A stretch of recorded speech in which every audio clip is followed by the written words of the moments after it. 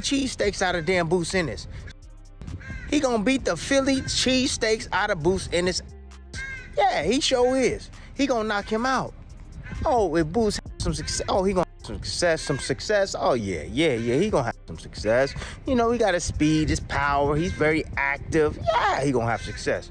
But when he get touched on that chin, though, oh, ooh, shit. Kumbaya.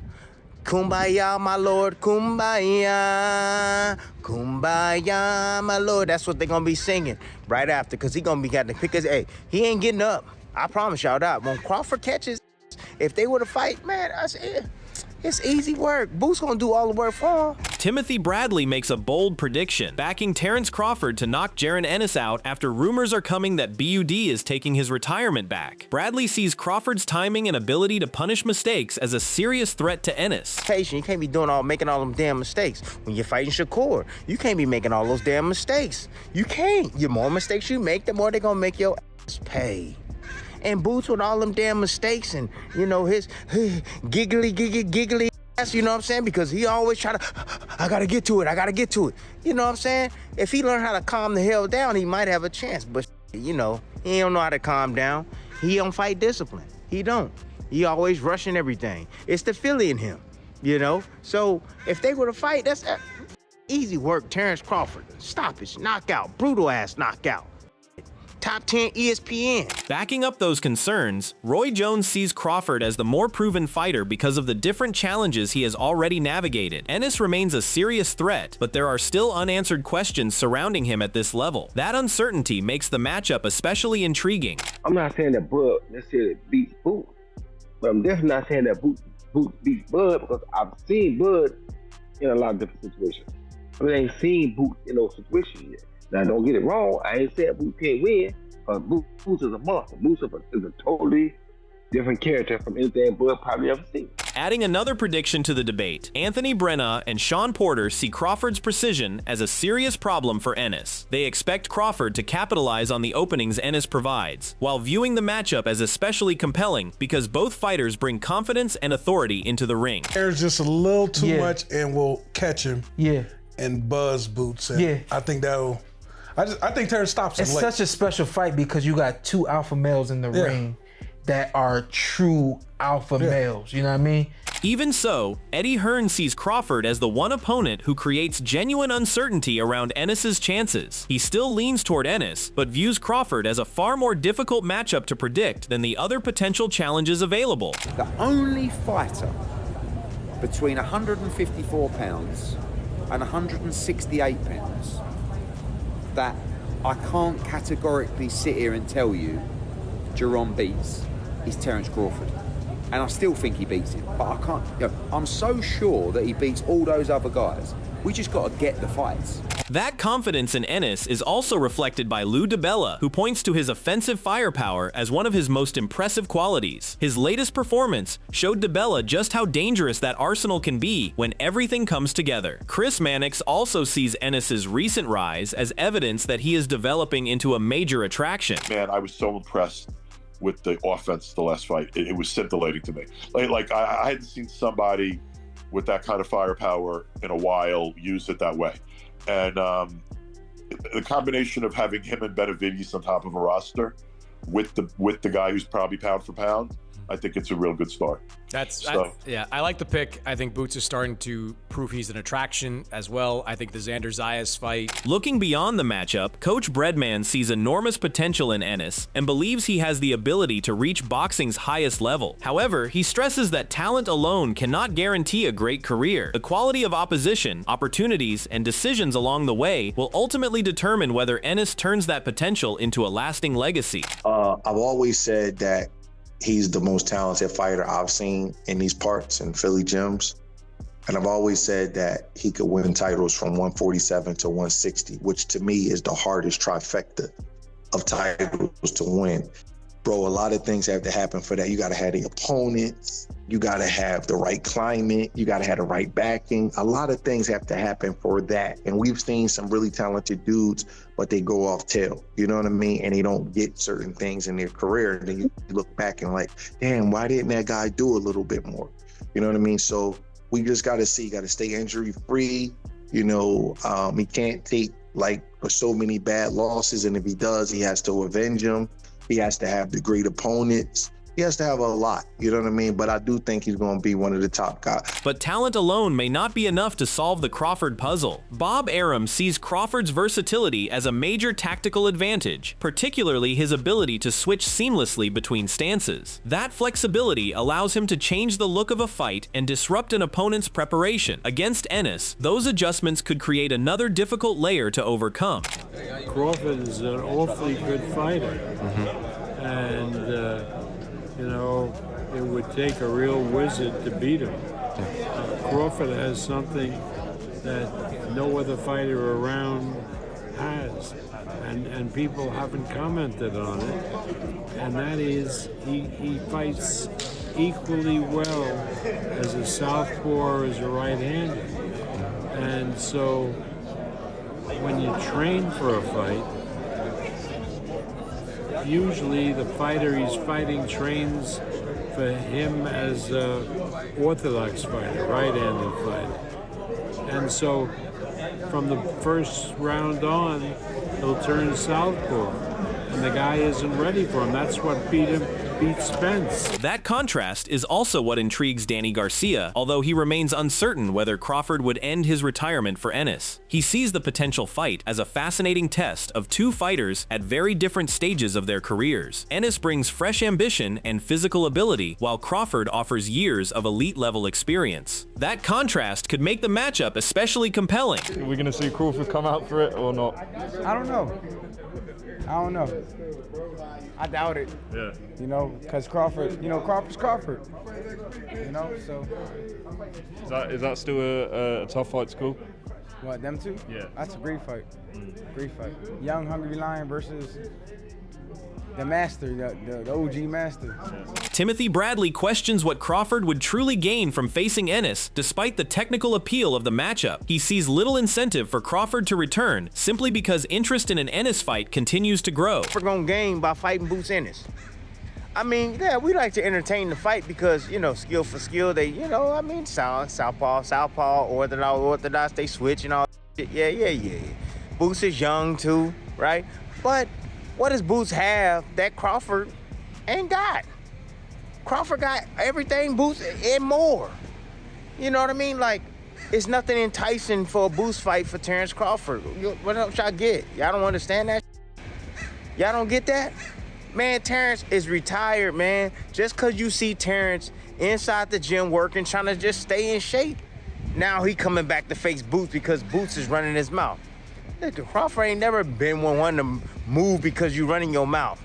Crawford like, man, come on, bro, get your weight up. Paulie Malignaggi shares that skepticism, questioning whether facing Ennis would make sense for Crawford at this stage of his career. He sees the matchup as a demanding assignment and ultimately doubts Crawford will come out of retirement specifically to pursue it. So, there might be a little bit too much biting off more than you can chew at the age Crawford is at, But I don't see Crawford coming back to fight. Yet Crawford himself has added another dimension to the discussion. He pushes back on the idea that Ennis was ready for him earlier, while making it clear he takes the current comparisons seriously. Crawford also challenges Ennis to be more direct if he truly wants to bring his name into the conversation. Thank you. Stop playing with me. Niggas, real boxing know why they went the other way. He wasn't ready yet. He needed a couple of more fights, they said. Stop playing. Y'all be... Come on, bro. That's what I'm talking about. We already said that. That's right. He said I was biased. But I don't know. It ain't his time. Brian said the same thing. It ain't his time. Hey, on my mama, Gilly. And I be trying to be nice because I support the young fella and all that, and he black and shit. I want to see him succeed. That's my thing. But niggas can't come up to me and do the same shit that they can do with other niggas. Niggas don't do that with me. I would slap the piss out of niggas' face. Niggas know who to play with. But that was also what I said. His career is all what I'm talking about. Niggas don't even really be saying my name. They be like, oh, I'm with everybody. I'm on everybody. I'm gonna stop everybody. Niggas say my name. Niggas say I knock Terence Crawford out, nigga. Those comments only strengthen the debate over whether Crawford is truly finished. Showbiz remains convinced the competitive fire is still there, viewing Crawford's recent attitude as evidence that the desire to compete has not completely disappeared. For Showbiz, there are several reasons to question whether Crawford's career is actually over. Listen, that's not a brother who doesn't want to fight. That's not somebody who just looking for you to push a button because he doesn't want to fight. That's somebody trying to damn fight. When you're begging somebody to give you a damn reason to whoop his ass, that means that you got your arms pumped up and you ready to whoop somebody's ass. This guy, Terence Bud Crawford, has been sitting out, but he's doing that shit. He's going to fight. Now, let me tell you why I'm so confident that Terence Bud Crawford comes back. I'm going to give you a few reasons, some big-time reasons. Number one, fighters fight. Taking that argument further, Showbiz points to Crawford's most recent performance as another reason he doubts the retirement will last. He argues that Crawford stepped away while still operating at an exceptional level rather than showing signs of decline. In his view, that kind of form could make staying away from competition increasingly difficult. There's nothing to replace that shit. You're a fighter and fighters fight. But with Terence Bud Crawford, it's an even stranger case because, one, his last performance wasn't just a good one, it was his greatest performance yet. It was the best he's performed ever. He went up, jumping up weight classes to fight the undisputed champion at 168, one of the greatest fighters of all time, Saul Canelo Alvarez, and he dominated. I don't give a damn what the scorecards say. We all know that that brother dominated 11-1. And when you're coming off of a dominant performance, a great performance like that, there's no way you're walking around talking about, yeah, let me just retire. I can't do it no more. Hell no! Terence Bud Crawford is the best he's ever been. That brother aging like fine wine. He's an alien like Bernard Hopkins. Adding to the speculation, Bomac provides some context around Crawford's recent training activity. He explains that Crawford still enjoys the gym environment and remains closely connected with fighters he has supported along the way. While the sessions may not confirm anything about his future, they certainly keep interest in Crawford's next move alive. Well, man, I will tell you this, man, Bud, you know, he loved the environment that he created. We created together as a team, and so he know we was in camp, so he just wanted to come out and get some work in, just see where he at and have some fun with Lester. He brought Lester underneath his wing on his undercard, and then Lester just sprouted, just jumped to the top of the charts after that. So Terence is always a big supporter of Lester. And just come out, just have fun with him, and just show him a few things and just work out with him for a couple of days. With talk of a Crawford-Ennis fight gaining attention, Bomac addresses whether Crawford's recent gym activity should be viewed as a sign of a possible comeback. He remains firm on Crawford's current position and sees little reason for him to prove anything more in boxing. Bomac believes there is a different reason behind Crawford's return to training. What are your thoughts on that? And now, Bud done, man. He said he done, and I respect his decision, and I want him to be done because he had nothing else to prove in the sport. But I love having him around the other fighters, to motivate them, so they trying to get to the pinnacle of the sport where he got. So that's just one of the reasons why it came out, man. Not to get ready for no fight or nothing, just want to stay in shape. From another perspective, Greg Hackett remains skeptical that Crawford's retirement will prove permanent. He views the decision as too recent to completely close the door on another fight, particularly with Crawford still capable of competing at an elite level. For Hackett, the possibility of a return remains very much alive. People don't retire in a year and be like, I'm done for real. They come back. I'm not going to give you the respect you looking for and then you try to come back. No, when you come back, I'll be ready for you. That's if you come back. Now, if it's 5 years from now, then I can see Boots being like, hey, he was a great fighter. He did what he had to do. He beat everybody they put him in the ring with. He did a great job. But right now, it's too early. It's too early to do that because Bud could say, you know what? He could wake up one day, you know what? I'm bored. Let's go get some boxing money. Who want to fight? You know how many people would take that fight just because they can make some money? Come on, gang. So right now, all I'm saying is it's too early to take Bud serious on the retirement talk. It's too early. Bud is a nasty individual. You think he really retired? I don't think so. However, Greg Hackett pushes back on the idea that Ennis needs to become more outspoken to generate momentum for the Crawford fight. He views Ennis as naturally reserved and old school in his approach, preferring to make his position clear without creating unnecessary drama. For Hackett, that personality should not be mistaken for a lack of interest or confidence. It don't matter, he said it. So what more do a person have to say? What you want me to do? I'm not about to act outside. I'm not. See, what people not understanding is they want Boots to act out of character. That's not how he is. People that do not, like, he just not what people think. Like, people who think he just not like that. He real old school, bro. He's of the new times, but he real old school. He not like, he just not like that.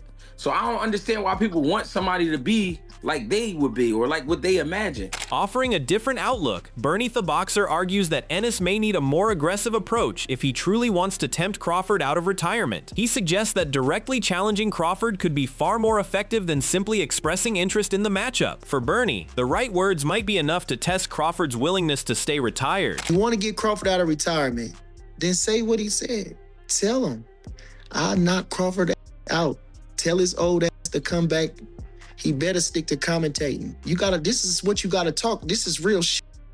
The only way you're gonna get, now I'm being literal, the only way you're gonna get Crawford to come back, and I hope he not get upset at me about this, but he said this on his own, so I'm just kind of amplifying what he said.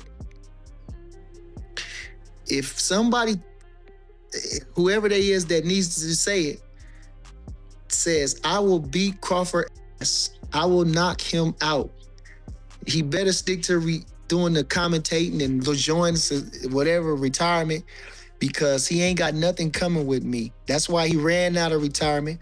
I'll beat his ass.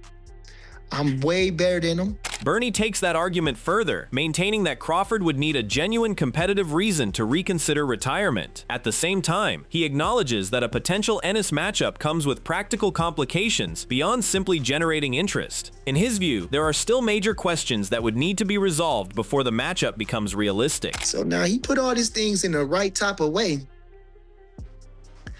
and then we might have something then. I don't know. I don't know. I want Crawford to come back, but I'm saying, you got to get underneath his skin. You got to give him a reason to do that. He chilling right now. And I'm saying it just, I hope I can say that for the last time. We ain't talking about Boots. Somebody else just said it on the commentary last night. That's what he said. I didn't want to bring up Boots. Let's just leave it alone. Let's just leave it alone. It's over with. Let it go. Let it go. Because like I say, everybody ain't looking in the situation. What weight they going to fight? What weight they gonna fight? Crawford a 68-pounder, 60-pounder. Boots taking this time to go up to 54. How he gonna jump straight to Crawford? Come on, man. Come on, man. Come on, man. Adding to the comeback speculation, a boxing analyst expects Crawford's competitive nature to keep a potential fight with Ennis alive. He argues that Crawford may not need financial motivation to return, especially if his position at the top is challenged. In his view, the right competitive spark could be enough to bring Crawford back. Push the right buttons, Terence Crawford to come out of retirement and fight Jaron Ennis. But it won't be at 154. He said Crawford is a 60, 68-pounder. This is what I said, right? I said this before. I said that Terence Crawford is a mean competitor. He needs a reason, right? Right now, just the slightest push, and he'll make it happen. He's a super duper competitor.